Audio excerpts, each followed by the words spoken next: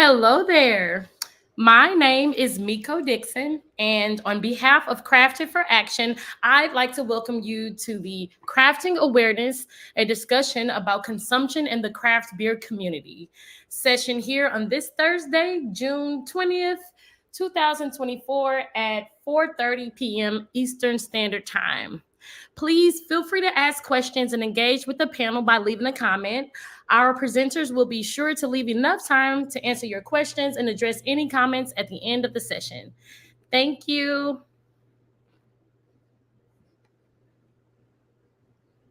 Awesome. Thanks so much, Miko. Appreciate it. I'm gonna navigate over to my presentation here. And before we get started, we do have one other panelist. I'm not sure if there's some technical difficulties going on, but I'm sure she'll be joining us quite shortly. But we can dive in. So first of all, I just want to say thank you to Jen for inviting us back this year for Crafted for Action. We're really excited to be part of it again this year. Last year, we tackled the topic of burnout, and this year we're going to be talking about our relationships with alcohol and alcohol in the industry. I'm just going to double check this is moving all right. Yes, tech stuff is working. That's always like the biggest battle with trying to do stuff online. So we'll roll through some introductions real quick. I am Katie Mugley. I'm the founder and executive director of Infinite Ingredient. We're a 501c3 nonprofit organization that I founded in the spring of 2021, whose mission is to actively support the mental and physical well-being of individuals working in the craft beverage industry through outreach, education, and access to resources. In April, I started with Kiva Brands as a territory manager for Minnesota, shifting from craft beer to the cannabis and hemp industry. I have over 20 years of experience in the hospitality industry and have worked with local Minnesota craft beer brands, as well as some national and import cider. And I served on the board of directors for the Minnesota Craft Brewers Guild from 2020 to 2022. That was probably the world's most interesting term. And during my time there, I chartered the Diversity, Equity, and Inclusion Committee. I have my Master of Arts in Liberal Studies from Hamline University in St. Paul, Minnesota, where my thesis research was centered around how fear manifests itself differently in different individuals. And I also have my Women in Leadership certificate from Cornell University. And I'm coming to you live from Minneapolis, Minnesota. And Anne, I'll have you introduce yourself as well. Thanks, Katie. Hi, and thanks, everybody. Thank you, Crafted for Action, for having us. My name is Anne Riley, and I'm the Executive Director for the New York City Brewers Guild, as well as thank you to Katie, a founding board member for Infinite Ingredient.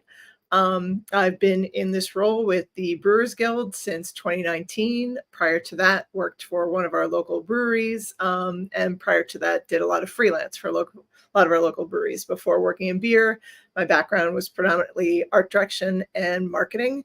One of the things that's been a major focus for me in my role the last nearly 5 years with the Guild is advocacy. So this really touches on a lot of those topics. And thank you again. And we'll move to Elle now. Yay!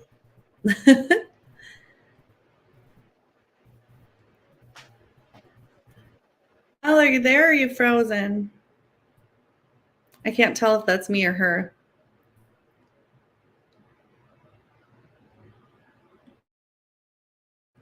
We'll give it just a second and see if it comes up.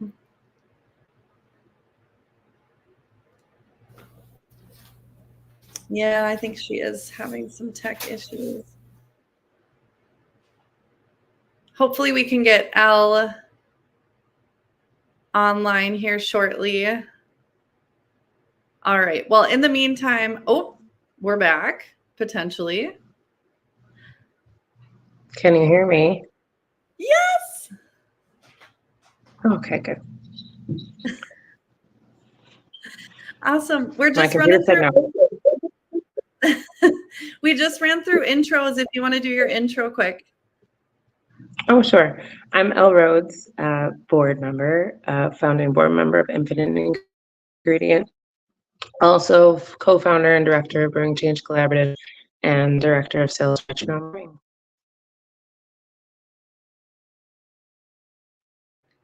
Awesome. All right. So, as I said in my intro, our mission for Infinite Ingredient is to actively support the mental and physical well-being of individuals in the craft beverage industry through outreach, education, and access to resources. Within that, our vision is to create a healthier and more sustainable future in which individuals who work in the craft beverage industry may be supported fully and wholly as human beings, providing the opportunity for individuals to flourish and for the community to thrive. So a quick overview of what we'll be rolling through today. We're going to identify the costs of mental illness and addiction in the workplace, and we're going to talk through some employer considerations and resources. And that will lead us into a discussion about consumption in the industry. I couldn't be more thrilled to have with me two of our three founding board members who have been brought just an incredible amount of passion and really just important perspective in having these really tough conversations and being willing to step out and participate in that regard. So these women are really incredible leaders in the industry, and I look up to both of them very much so. So I'm really grateful to have the pleasure to call you both friends and colleagues. Our fourth founding board member is enjoying vacation with her family. So lots of love out to Kirsten and Kale and sweet little baby June. They're out hanging in California right now. So lots of love to them. Before we dive into the conversation, I really want to make clear what we are not here to do. Especially as we talk about alcohol and alcohol consumption. So this conversation is not a boo-hiss to alcohol or alcohol is terrible or evil. This is instead a conversation that's centered around the realities and the cost involved if one's relationship with alcohol or other substances becomes problematic. Since alcohol is so deeply embedded and involved and is the center of our work in the industry, those lines can get blurry really quickly, as we'll see. I also want to give a huge shout out to our friends at the Hazel and Betty Ford Foundation for sharing this really powerful and really incredible data that we're going to run through really quickly as we walk through before we get to that discussion portion of the program. So I just want to make sure that we are still online here. Okay, awesome. So why is this important? Mental health issues cost employers $2.5 trillion annually. 1 in 3 employees suffer with mental health concerns, and this was such a staggering statistic. Wow, words are really fun today. Staggering statistic when I first went through this data with our friends at Hazel and Betty Ford, that a $1 investment in mental health promotion generates a $3 to $5 return in $3 to $5 in ROI. Addiction itself costs society over $400 billion, with workplaces bearing a really significant portion. That's really kind of manifested in absenteeism, those increased health expenses, theft, liability concerns, and lost productivity. So part of this puzzle as well is quality and efficacy of treatment options. That's going to vary greatly. And historically, it's always been focused on episodes, but the illness itself is chronic. And so individuals can chronically have recurrence of symptoms. This adds up in a number of ways. And the ones that I really want to highlight, particularly in the craft brewing industry, is the bullet points about 40% of industrial fatalities and workers being 5 times more likely to injure themselves or others. We talk a lot about safety in the craft brewing industry, and within that, I think it's really important to keep that perspective of what that alcohol use and alcohol abuse can lead to in the workplace as far as those liability concerns. And as my friend John, who I've worked with at Hazelwood and Betty Ford on our partnership, would say, addiction as an equal opportunity destroyer. And mental health and addiction issues affect everyone, and that is without exception. So really putting that into perspective of making sure that when we're looking at this, we're looking at it with the lens that this could affect anyone and everyone. So this percentage and this number, this 15% of workers, this is your number that you have for general industry. Your Target Corps of the world, your Honeywells, your Medtronics, all happen to be Minnesota businesses. I just realized that. But this is your quote unquote general business. So we all know that within the industry, during work days, meetings, events, account stops and visits, conferences, there's often a beer in hand, and that's often accompanying whatever it is that we're in the midst of. This is by nature part of enjoying and sharing the products that we're making on a daily basis. But we know that 15% doesn't even begin to scratch the surface of drinking throughout the day or drinking throughout a shift at breweries.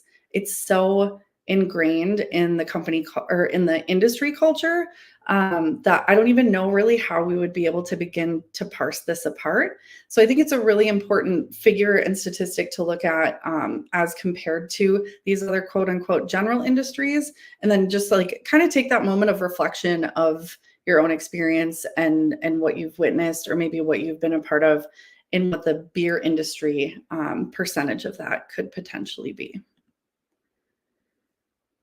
And American adult drinking habits. So this I found to be really fascinating. So 30% of adults don't drink at all.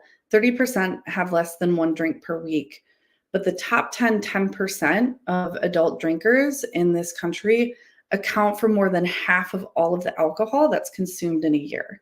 That's 24 million adults drinking 10 drinks per day.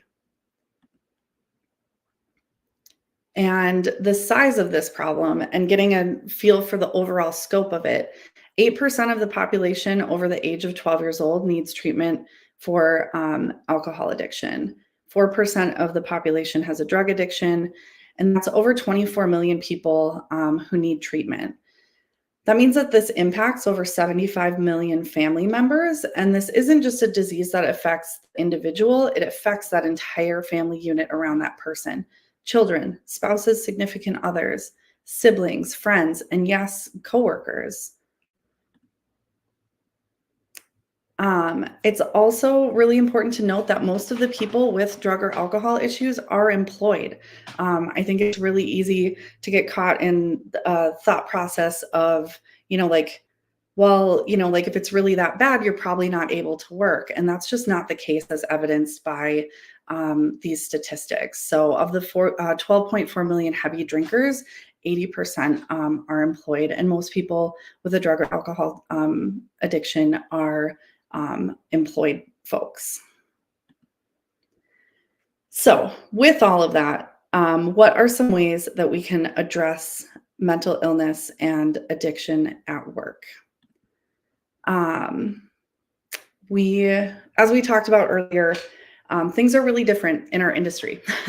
We need to really, give this topic a lot of tender love and care and consideration. Enjoying the products that are created in the industry is arguably one of the best perks of being part of it, of engaging it. That's probably what led you to be part of it in the first place. And so first and foremost, we have to get used to and have to get comfortable with engaging and creating conversations around what healthy relationships with alcohol look like when alcohol is part of our jobs.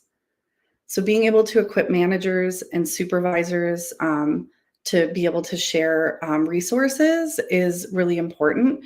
It allows them, it allows for employees and folks that you're working with to be referred to folks who are trained and equipped to handle someone who needs that additional help and to understand what's available to them and get them to resources. So we have a really incredible resource that we launched with Hazel and Betty Ford Foundation. I'm going to get into more details about that in the next couple slides.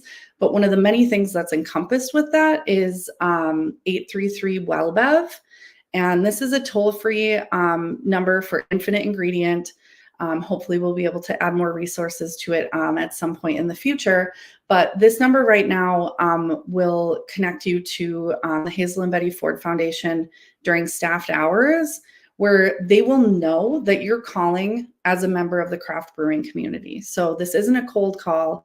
They know where you're coming from. They know the organization where you got the number through, so that it's not a cold call, and it can kind of help make that phone call a little less scary. And it's more of like a warm introduction versus just, calling a random number. Review your culture. This one is huge. What is your drinking culture like at your brewery? Have you ever thought about what it is? Is it unsaid or implied, or do you have actual policies around working hours? Do you have only policies regarding working hours, or do you also have policies for off hours but on-site consumption? Regardless of whether or not a drinking culture has been defined, you have one. And it's made up of your leadership and your management's examples. Lastly, how do you support employees who are in recovery or who might be sober curious? Some folks in the industry, myself included, like to do dry January as just like kind of a reset. Some folks do February instead because that's the shortest month of the year. Some good strategy on that one. But I know that that's a really great way to explore and examine what your personal habits are as it relates to alcohol. One of the really small language changes that has been really big for me is asking people if they'd like another drink or another beverage versus if they'd like another beer. This might seem really small and really minute, but this language change really opens up an easy option for someone to say, you know what, I'll just have a soda water. If you're in Minnesota and you're at a bar, you can be like, I'll have a THC beverage. I'll have a root beer float. Whatever other non-alcoholic alternative is, it just opens up really easily being able to offer someone something besides another beer. Or if their order is another beer, great, more power to them. So we know that navigating resources and getting those to support employees and their families can be really overwhelming. But this is probably the statistic out of all of them that Hazel and Betty Ford Foundation shared that I thought was really the most powerful, was that 87% of employees believe that actions from their employer would help their mental health. This is such an amazing and incredible amount of power that employers and brewery owners and leaders have. You have a really incredible opportunity to have a positive impact on employees and their well-being, and sharing resources can be a really great way to support folks. So as I talked about earlier, in January of this past year, we launched the Infinite Ingredient Workplace Wellbeing Portal that is powered by the Hazel and Betty Ford Foundation. So this is a free, confidential, and anonymous, easy to access and easy to use digital hub where craft brewery employees exploring help for themselves or a loved one can learn about substance use disorder, take an assessment to determine if they're at risk, and receive personalized recommendations, and connect to resources and services from Hazel and Betty Ford and elsewhere. I think one of the things that's most important and to note with that is that this isn't just Hazel and Betty Ford encompassing. You're not just only going to meet resources from them. They're a really incredible organization in that they really want for people to find the best path for themselves and are willing to recommend outside of their own resources that they might have to find the best fit for a person, rather than trying to fit that person into what they might be able to offer. Anyone working for a craft brewery in the United States that produces less than 6 million barrels a year, which is the Brewers Association definition, is eligible to sign up and utilize the Wellbeing Portal. This includes family members of individuals working in the craft beverage industry as well. So it's not just folks who are employed at craft breweries, but also your family unit. So we have the QR code on the screen here. You can find the link to sign up to access that workplace wellbeing portal there. Otherwise, you can reach it at infiniteingredient.org/wellbeing portal. For brewery owners, we have 8.5 by 11 and 11 by 17 poster files that we're happy to share with you. They have a QR code that are available, so you can print them and share them with staff, have them hanging up and available for them to sign up. So please share this link with your family members, your fellow breweries, your friends in the industry. There are roughly 150,000 people working for craft breweries in the US, and this is open and available at no cost to all of them, whether full or part-time, and for their family members. So Hazel and Betty Ford Foundation has generously donated access to this tool for the entirety of the year of 2024, which is just amazing and wonderful. And we hope to be able to fundraise, to be able to keep the resource live well into next year and beyond, and be able to also add to it, right? Our hope is to really, in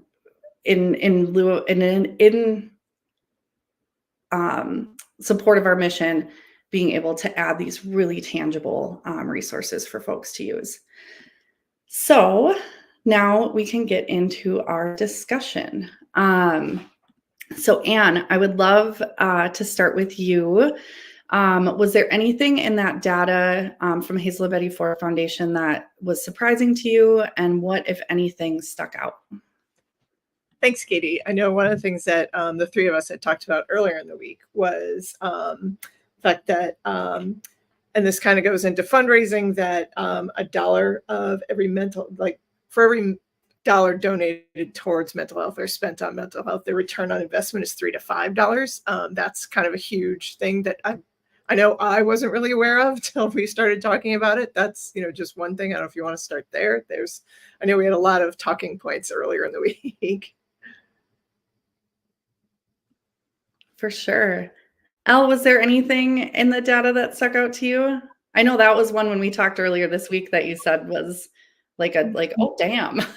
Yeah. On a separate note, I think the age ranges of people that are affected or involved or found that they are using was surprising to me. Having a 12-year-old and having that discussion definitely hits differently when you're talking about essentially children being so widely affected. Absolutely. All right. Sorry, I'm in like two different screens here, so it's hard for me to get to the next things. So what do you see as the most pressing issue, and more generally, what are the biggest challenges you see as it relates to alcohol use and abuse in the industry? And I do just want to call out the parenthetical use and abuse.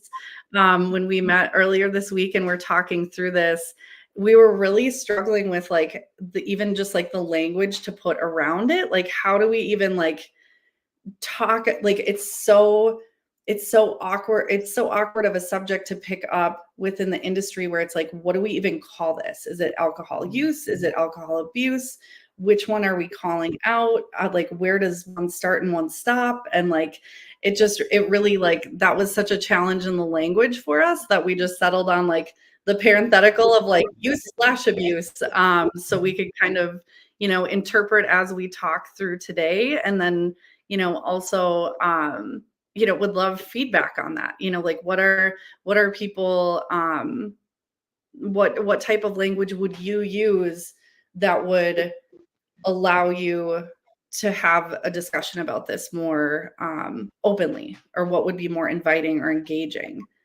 So, right. I actually think, as we discussed, that is the most pressing issue. Being able to have the framework for what to talk about. It's almost more approachable to deal with the solutions and the steps through something, as opposed to even how to bring that to the community or the public, or how to have that conversation in the beginning, because there are so many people who would say, well, I use but I don't abuse, or any number of different ratings on there, like, oh, I do this but I don't do that. So then of course, being able to formulate that and really put into words where you are on, a use versus abuse versus the whole spectrum is just a difficult conversation to get to.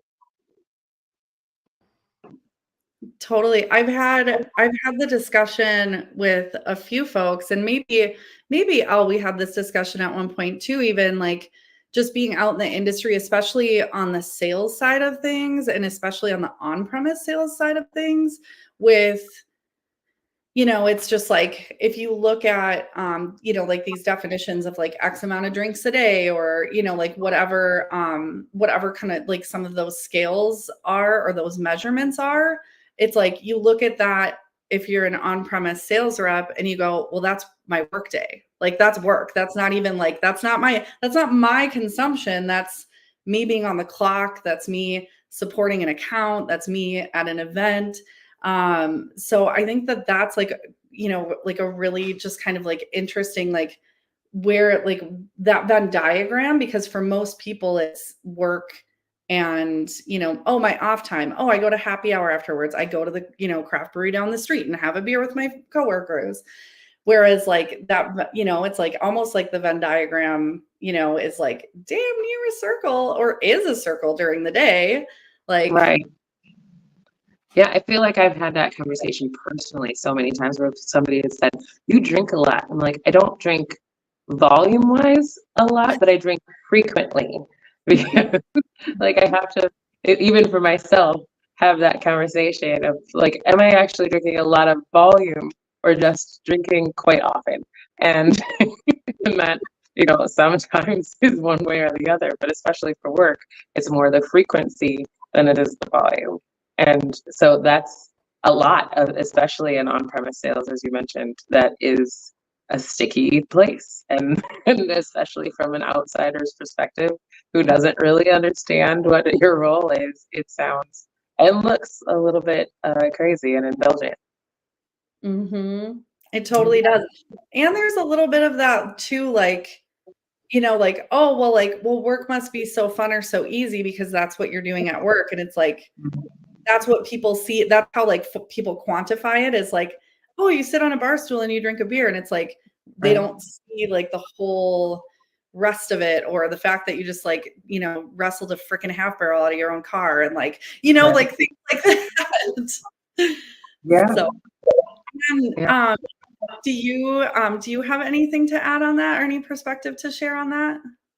Yeah, a few things. And I'm sure all of us have experienced this anytime you go to any doctor's appointment. And like the third question they ask you is, what is your alcohol consumption? Or how many drinks a week do you have? And I finally got a number of my, regular doctors to stop asking. But I was like, I work in the alcohol industry. I can't really give you a number that's going to make you happy or be accurate. Yeah, I mean, you were talking about sales, and a lot of what I do is events.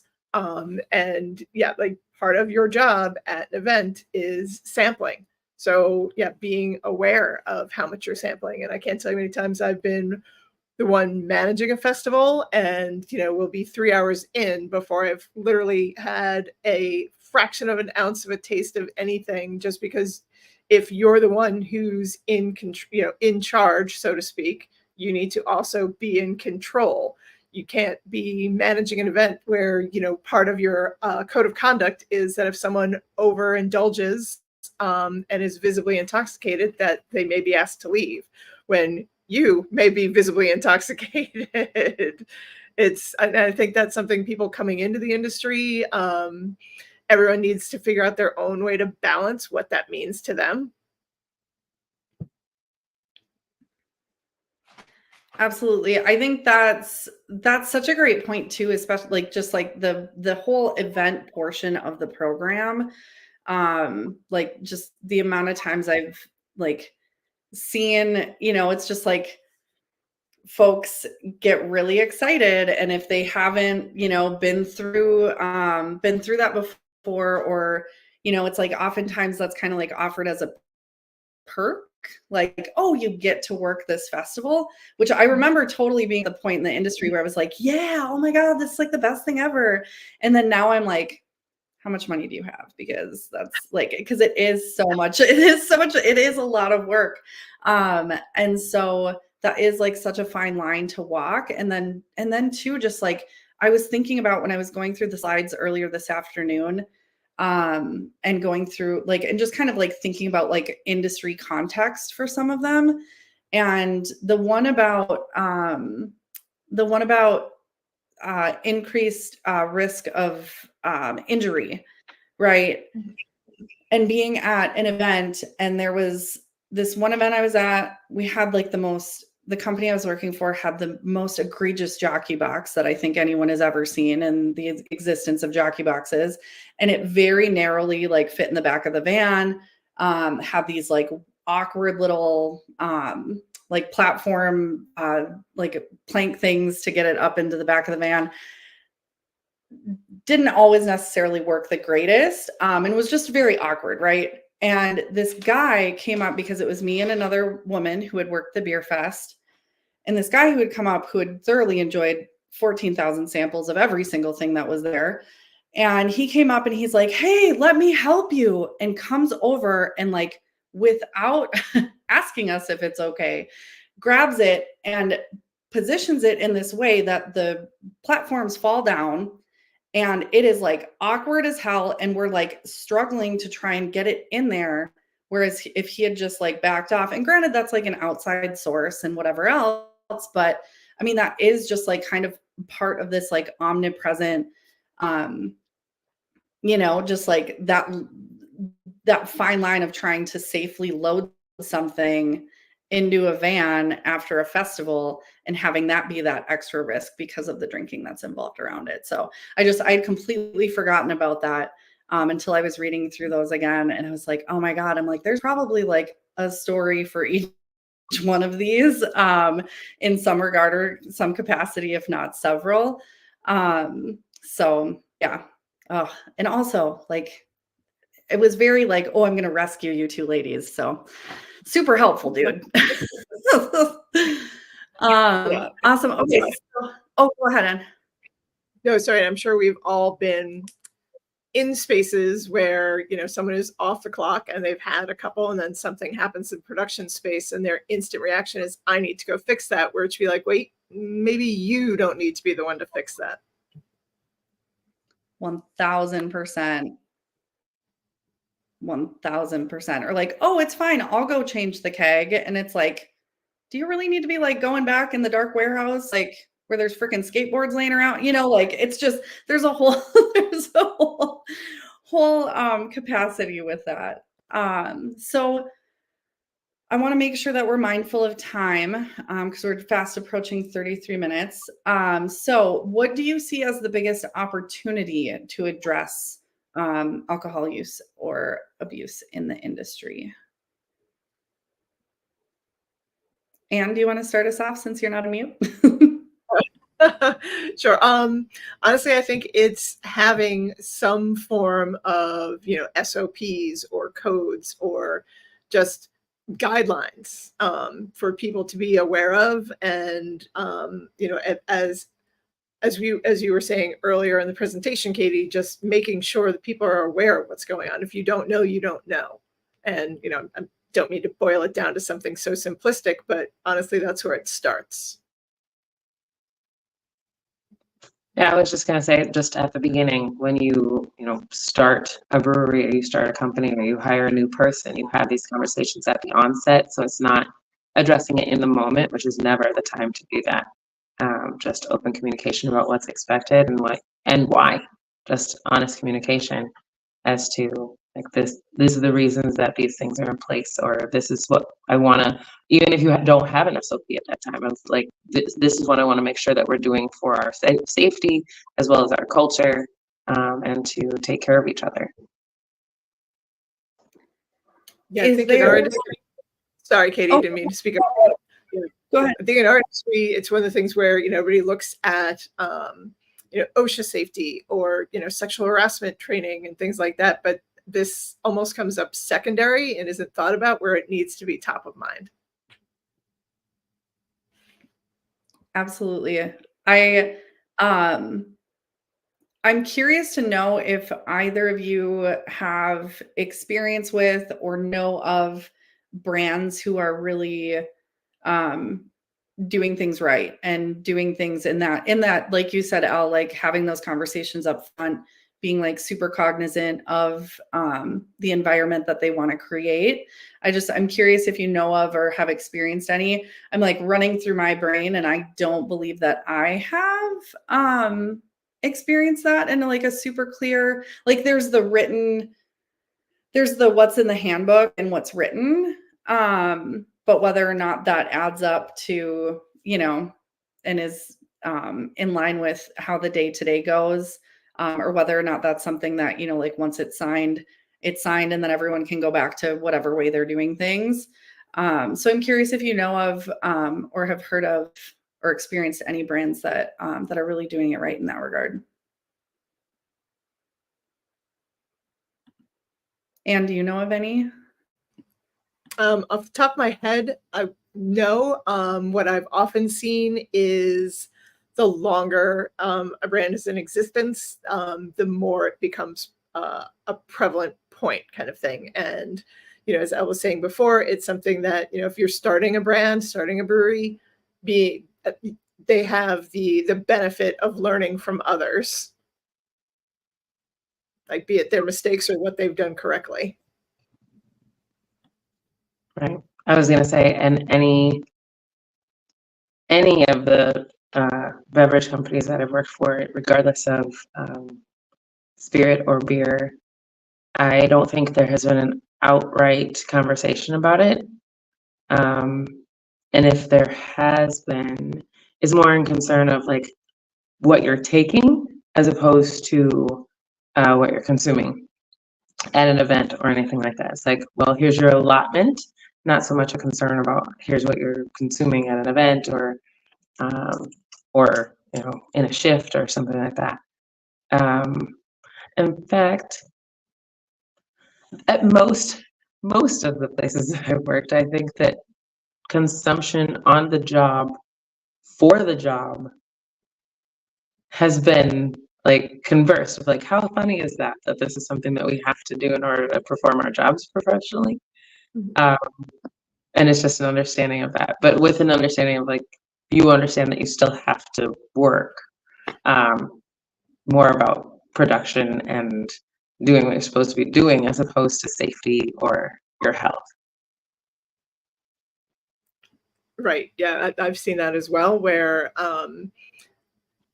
thinking ahead and not end up being in a situation where you have to react, where your team is at a festival and someone has consumed too much, and now it's a matter of, well, how do they get home safely? And is that up to another teammate to make sure that happens? It's setting up at least agreements, if not actual SOPs, where everybody knows what the expectation is. Obviously, everybody's human and things happen, but knowing what to do in situations that maybe you haven't encountered, or you're not sure what to do, like having an answer and having steps so that people aren't put in a position where they wonder no matter what they do, it's going to be wrong.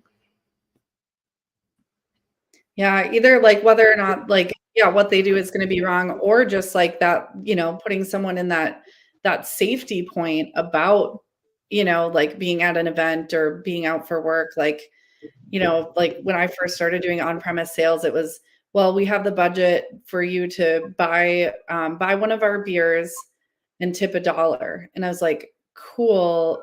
But then are you going to pay me enough to be able to eat lunch? Like, it's just like, and I'm like, I had a very strict rule, and still do, like, regardless, because I need to be able to drive for work, where like 2 beers, like that's it. I have to be able to drive. Like, I can't afford to like risk that. And, I think Elle and I both, even, like in the Twin Cities market, have seen, a lot of folks who are like, it's always the I'm fine. It's fine. I'm fine. it's okay, it's 4%. It's okay, it's this percent. Oh, I only had 2 of these percent. You know, it's just like the justification when that level of safety is like a really real thing too. And just like, yeah, especially after events too, like driving back, who's going to drive the van back? And then everyone's looking at each other like the Spider-Man meme, like, well, who drank the least? Like, wow, that does not sound like an effective way to get home in one piece.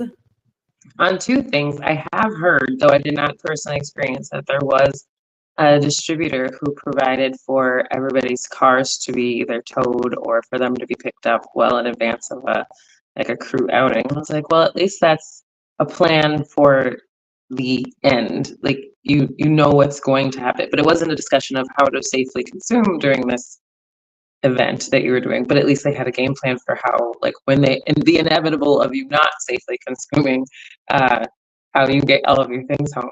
And then also, granted, not my space of expertise, but now that we have THC available in on-premise, like, I haven't been around to watch anybody say that, oh, I'm fine, I have only had 2 THC beverages, but that you would think is part of a discussion as well. No?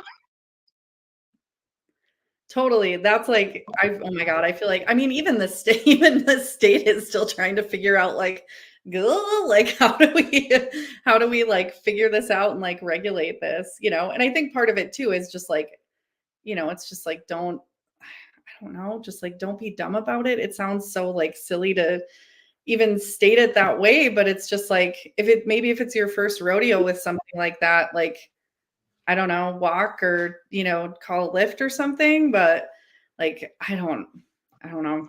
That's a Yeah, whole and that's why I'm like, I'm excited that things are growing and changing and everything, you know, that we progress. But I feel like maybe somebody should have had a discussion of, should this be an on-premise in the moment? And like, let's learn from our experience as opposed to let's really figure this out. But that's the industry at large, really. 100%. All right. So we just have a couple minutes. I want to make sure if we have any questions, and I don't know, Miko, I'm not seeing anything, but I don't know if I'm not seeing it because I'm not looking at the right thing or if I'm missing any questions coming in. So please feel free to let me know. So I want to make sure we can address those before we run out of time. Otherwise, we can flip to our, believe, last question. Is that our last one? It is. Our last question. So what resources do you think would be most helpful in combating alcohol use or abuse, whether it be resources you already know of and use or resources that you think would be useful or need to be developed?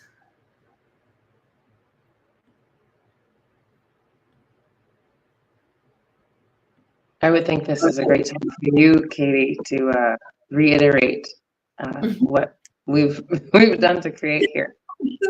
The workplace well-being portal. Okay, I just got a message from Miko. She said that we don't have any so far, so we can cruise through. So this is actually a good opportunity. I'm going to put the QR code up on the screen again because I did not put it on the last slide, which would have been a really smart thing to do in retrospect.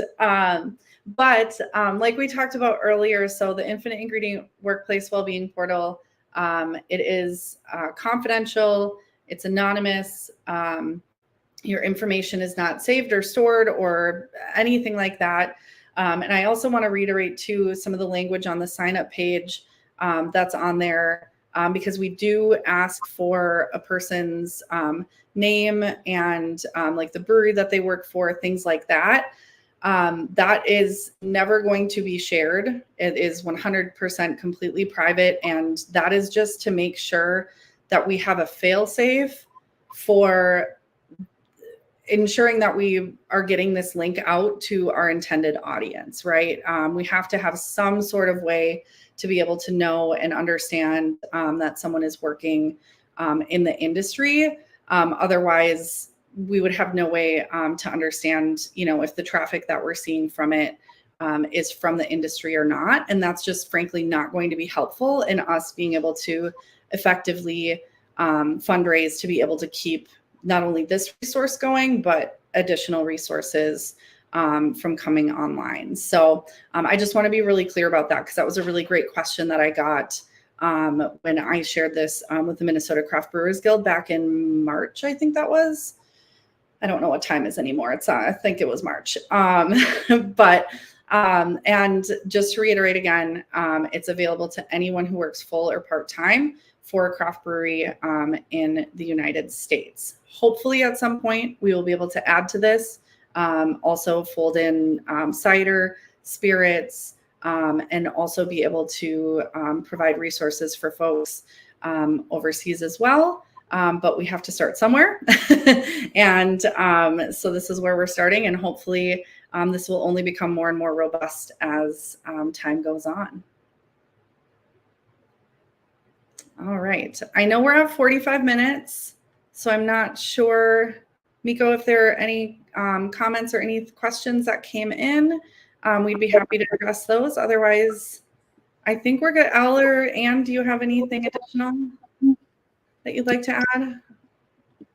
I just think getting back to, the last slide, we were talking about different resources. One of the things that we do here in New York is regularly reach out to other organizations that we have relationships with. And this is something that you can do in this instance as well. I mean, obviously, Katie, you've done an amazing job partnering Infinite Ingredient with Hazel and Betty Ford.